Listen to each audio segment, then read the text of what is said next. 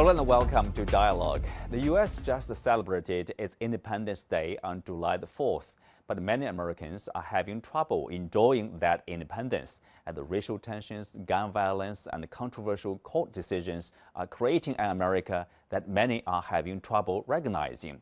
What are these dark issues in America today? What are the deeper factors driving those tensions? And most importantly, where could they lead the country and to an extent the world if not corrected? To take a closer look at the domestic challenges in the U.S. right now, I'm glad to be joined by Rick Dunham, former White House correspondent for Business Week, and Changhua, Executive Director of the Professional Association for China's Environment, and Victor Gao Zhikai, Chair Professor at Soochow University. That's our topic. I'm Xu Qinduo.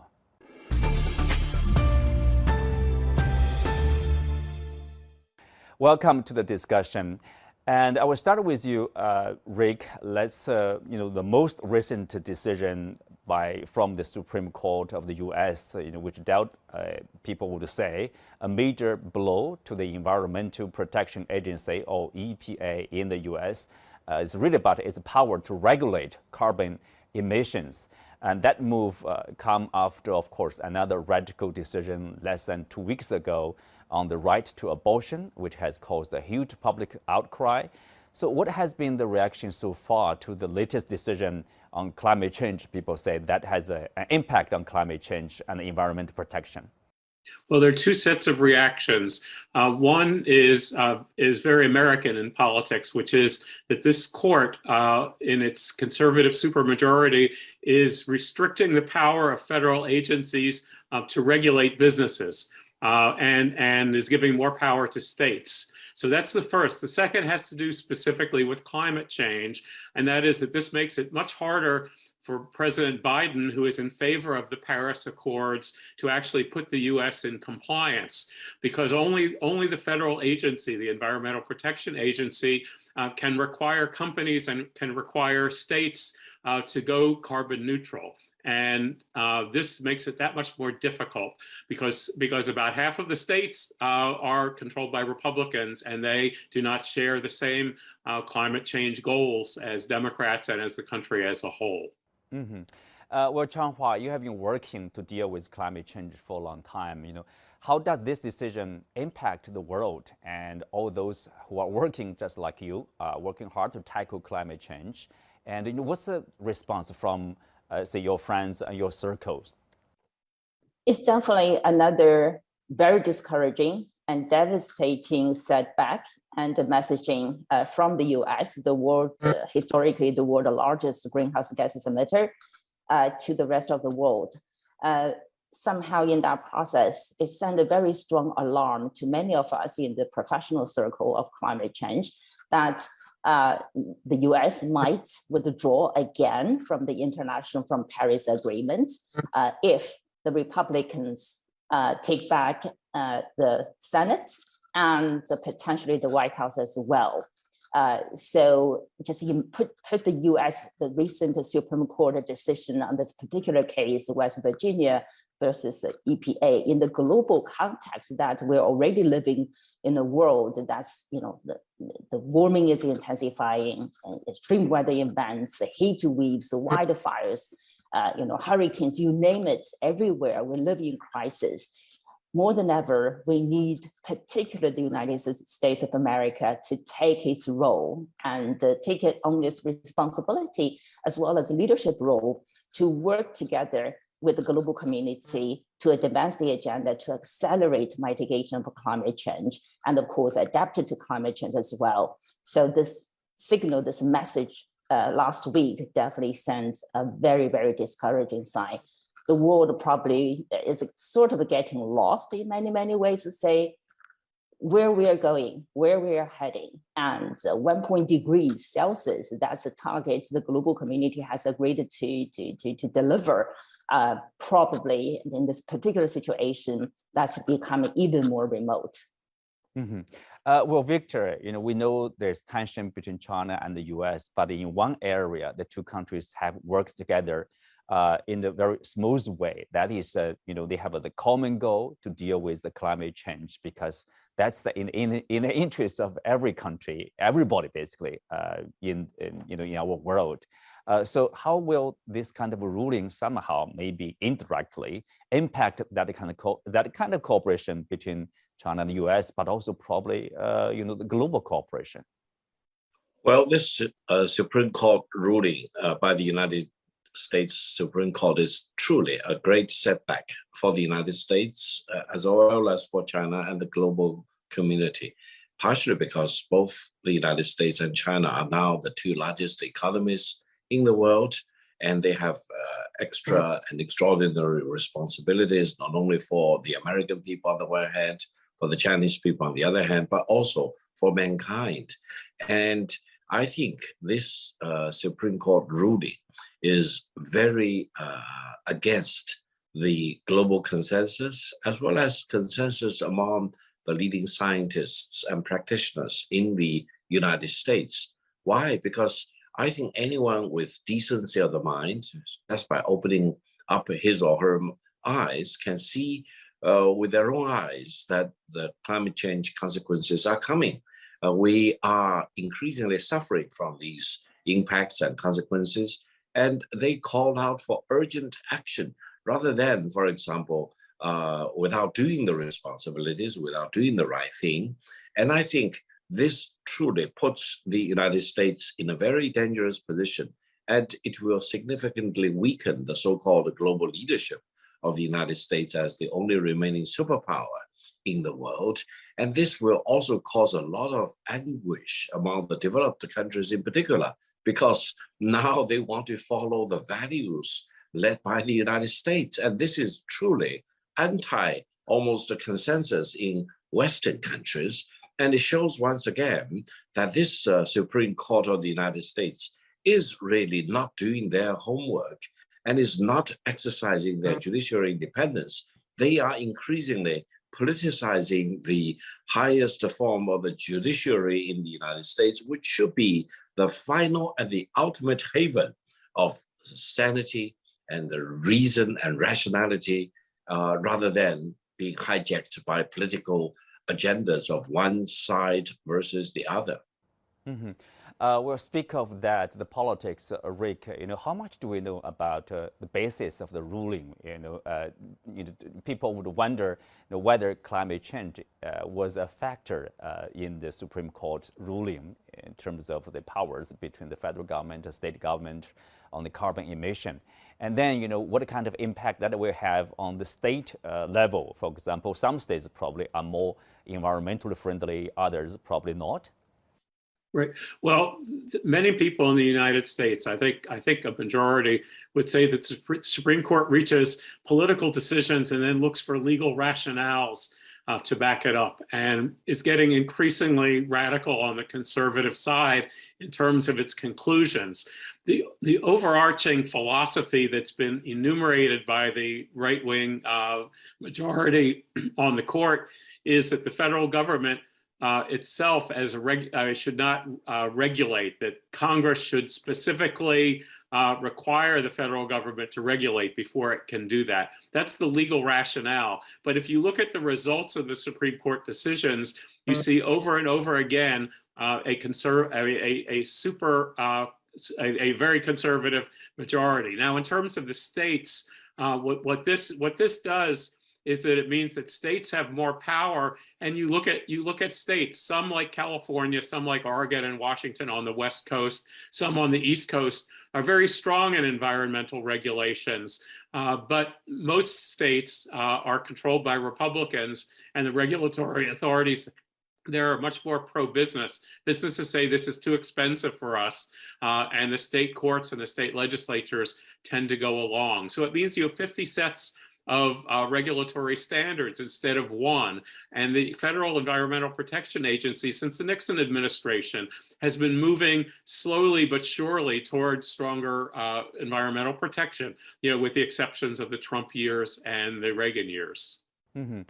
With Changhua, one incident, about a 10-year-old girl who is a rape victim, and she was forced to seek abortion in another state instead of Ohio, where she's from, because of the ruling from the Supreme Court. So that, I mean, this case highlights these restrictions because of the ruling, right? Yeah, I think as Rick was just explaining to us, the US is in a very difficult situation now. This very divided country. And so yes, United States of America has been proudly to call itself the beacon of the world, the lighthouse, the beacon of the world. But if you look deep into this country, socially, politically, culturally, racially, it just divided so much. And the very conservative Supreme Court has made some really sort of very fast sort of decision very recently that's literally impacting not only environmental issues and climate change issues, but also individuals' life. And in this particular case, actually, is about the right to life or the anti-abortion. And because this country is so divided, some states basically would somehow still go ahead with protection in terms of pro-life. And in terms of some other states would also go ahead with the sort of offering abortion service, stuff like that. So for an individual, particularly for a young woman, if you have to somehow for whatever the reason you got pregnant and you don't want to keep the pregnancy, if the state you're staying in somehow has this law regulation, state regulation against abortion, so you'll be forced to travel to another state to do so. It sounds easy, so you just go, but somehow it's not. For many people, particularly racial, different races, women in poverty, whatever, it's not an easy task at all.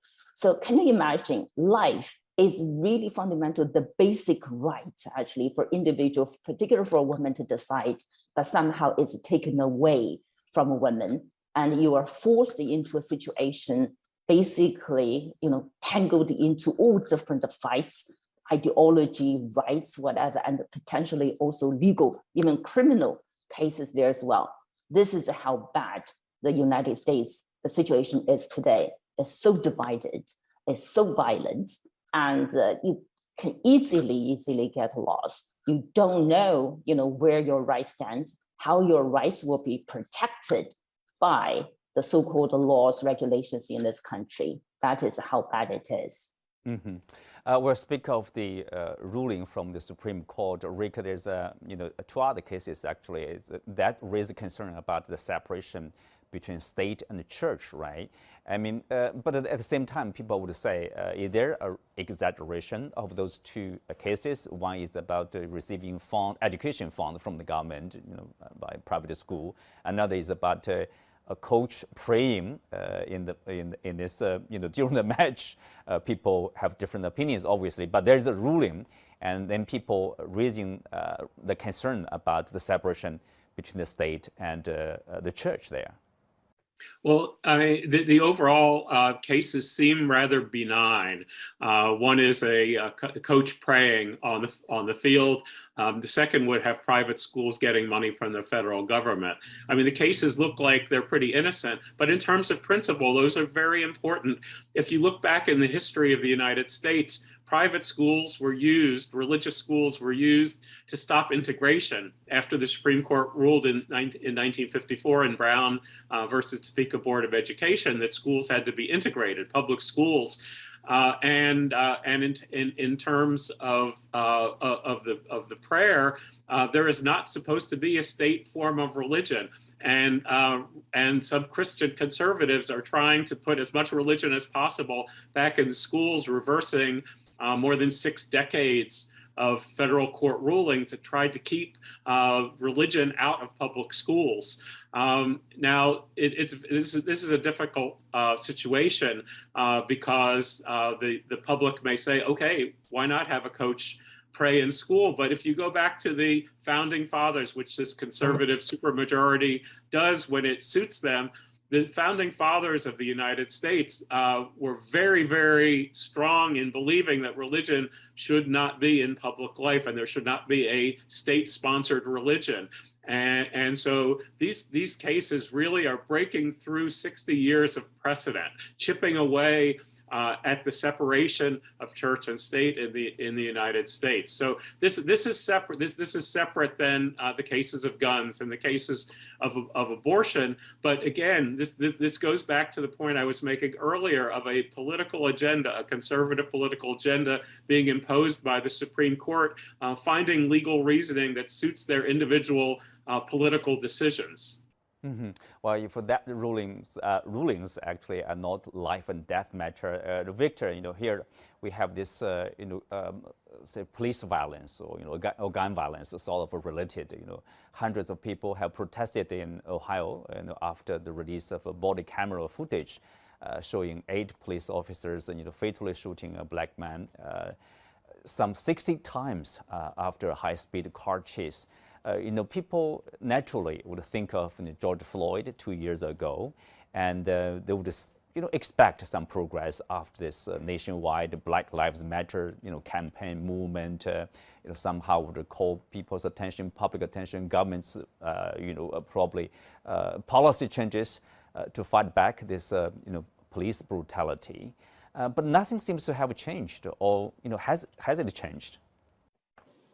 Well, on the one hand, I think people need to acknowledge that the United States is really still suffering from a big overhang of racial discrimination against the Afro-Americans, the Latinos, and many other minorities. And this is actually a root cause of a lot of social instability and disruption in the United States. But how to deal with that really requires a more comprehensive and overarching framework, which would include lots of things, and possibly lots of these things need to be done at the same time. But given the nature of the US political system, and given the extremely politicized atmosphere involving the Supreme Court of the United States, for example, it is increasingly difficult for the United States to do the right thing, to address these social wrongs, historical wrongs, which will paralyze the society if they remain undealt with. Now, in this regard, allow me to also emphasize the Americans really need to realize that their worst enemy is not outside of the United States. Their worst enemy most likely is inside the United States, because the problems we are talking about really seep into the core of the United States as a country, the US political system as a politique, for example, and also it seeps away into the so-called values that the United States is standing for. And this also reveals the real situation involving the United States in these key areas, especially in front of the US allies in the world. And I think this will belittle the United States as a country in the eyes of the rest of the world, rather than really strengthen the image of the United States. And this really calls for very urgent and immediate actions. But it is truly a great pity that no actions in a sufficient amount are expected to be taken to address these issues. And the United States will continue to suffer from the paralysis caused by these problems. Mm-hmm.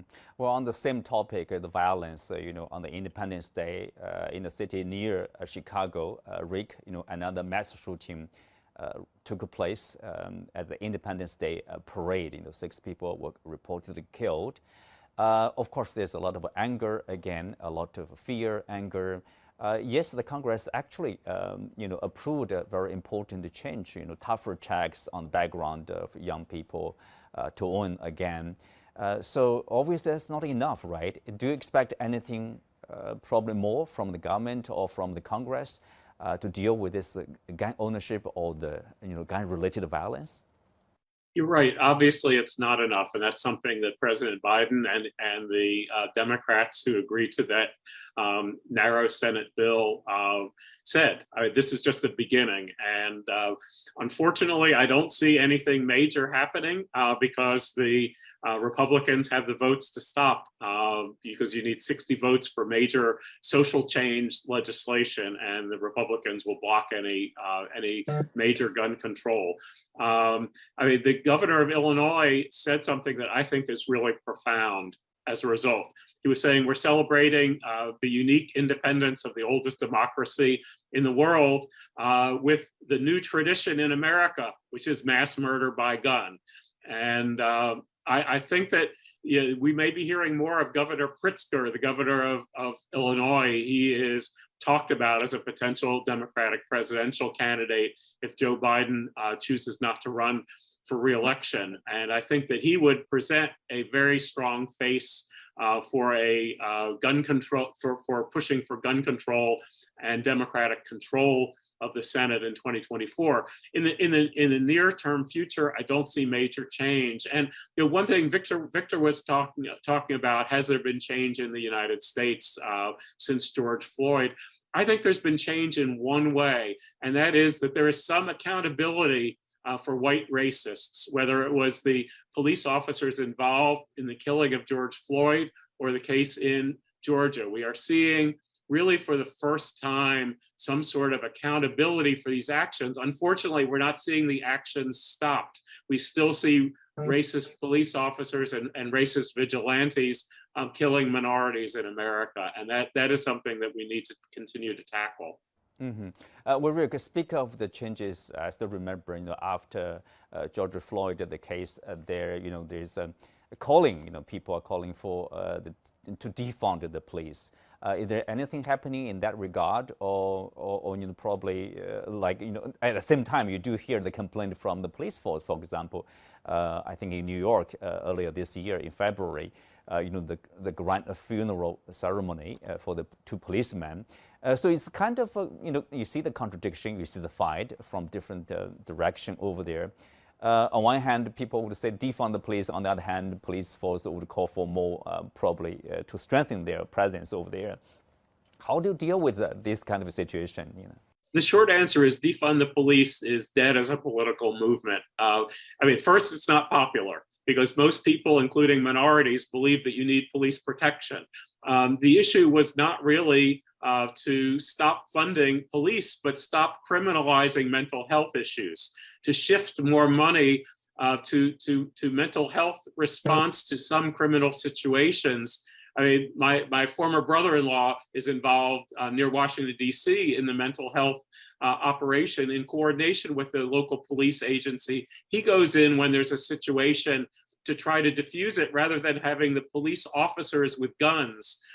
Because he's professional. He's a social worker and a psychologist. That's what you need more of. You need really reform of police departments, not funding of police departments. You need changes in the way there is policing in the United States, because a lot of the problems in this country in interactions with police have to do with mental health issues rather than what we would think of as old-fashioned crime. And so also the Democrats discovered that defund the police is a terrible political issue because almost nobody believes in that. So I think reform the police is what we should think of rather than saying just cut off money from police. Rethink police, don't defund police. Mm-hmm. On one hand, there's police violence. On the other hand, of course, the regularity of gun violence in Changhua. The recent, another ruling actually by the U.S. Supreme Court, overturning these restrictions in New York State that, made it easier to carry guns in public. President Biden has denounced the decision, saying it contradicts both common sense and the Constitution. How do you view this decision? Should we now expect to see, more gun violence, or probably relax the manner in terms of gun ownership? Well, I think the way to look at now, you see all different forces actually are sort of functioning, in many cases, either aligning or against each other. In this particular case, actually, if you look at the Supreme Court did its ruling, then the New York State has also been advancing very aggressively, very quickly, actually, its own state legislation there as well. So on one side, of course, because the Second Amendment in the United States, individuals are allowed to hold, to carry guns, or own guns, actually. But in the meantime, whether one individual should be allowed to carry literally cased guns in public places, that's the issue of the day. I think the New York State made a decision. So there are certain places like the schools, Times Square, important public places, they still decided not allowing actually individuals to carry guns there as well. I do want to bring back a little bit. I think all the things we're talking about here are more like a symptoms, the consequences, what had happened in the end, reflecting in reality. We do need to look into the root causes there. I think all the discussion here is fascinating today, but there were two things we have not emphasized adequately. One, if you look at this country, the foundation of this country actually, more than 2.5 centuries ago, was built upon two things. One is genocide of American Indians, and the second element actually is enslavement of Western Africans there, right? So all the things we're talking about here today were pretty much embedded since the beginning in the system, in the political system in this country. That's why today we talk about systemic racism, systemic, because at the root, at the beginning of this country is built that way. So I think that part needs to be better examined at this moment. Then the second element, actually, I do think we need to understand. So this country politically is built upon checks and balance, right? That's why you have 3 branches of government there. So today, for Biden administration, the biggest constraining factor is that he doesn't have legislative branch and also the judiciary branch with him in order to advance a social and environmental agenda. With all the Supreme Court rulings very recently, that's a major reflection of how divided, how Biden administration just doesn't have the enough power or authority to advance the agenda. I think that those two causal factors need to be better understood in order to do, rather than just talk about the symptoms, right? We do understand what is happening there, which is fascinating, which is important. We do need to understand what's happening there. But don't forget, actually, the root causes of all the issues there. It's been there since the beginning. If root causes are not well addressed, whatever we're talking about here today, the U.S. actually, we feel, many people probably feel like we're seeing the worst already. It's not. The situation is expected to continue to get worse, at least for a period of time, because people need to wake up in that process and slowly somehow coming together in order to somehow rebuild something, rethink, rebuild, reshape, reset a different future. And that's going to take a very, very long time. Mm-hmm. Good point there, Changhua, the root causes. On that note, we come to the end of today's show. Many thanks to our guests. You can also find us on the CGTN app on YouTube. I'm Xu Qinduo. Thanks for being with us. See you next time.